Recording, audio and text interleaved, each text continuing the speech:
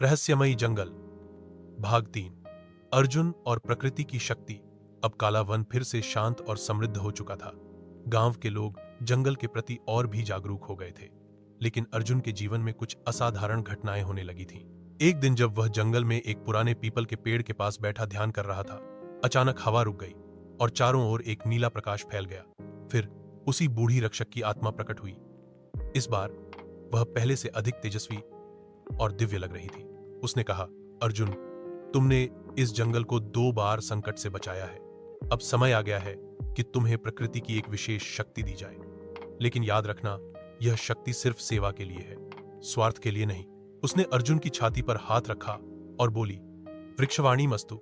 अर्जुन को अचानक लगा कि वह पेड़ों की सरसराहट, पत्तों की खामोश बातचीत और पशु पक्षियों की भावनाएं समझ सकता है। उसे जंगल से जुड़ाव का एक नया स्तर मिल गया था, जैसे वह अब उस जीवित आत्मा का एक हिस्सा बन चुका हो। अब वह जब भी जंगल में जाता, पेड़ उससे संवाद करते, घायल जानवर उसके पास आते और उसकी छाया में आराम पाते। अर्जुन धीरे धीरे जंगल का संरक्षक बनता जा रहा था, जैसे एक आधुनिक वन रक्षक। लेकिन शक्ति के साथ चुनौतियां भी बढ़ी। कुछ महीनों बाद गांव के पास की एक नदी सूखने लगी। अर्जुन को महसूस हुआ कि यह सिर्फ प्राकृतिक कारणों से नहीं हो रहा। वह जंगल की गहराई में गया और वहां उसे एक अजीब दृश्य दिखा।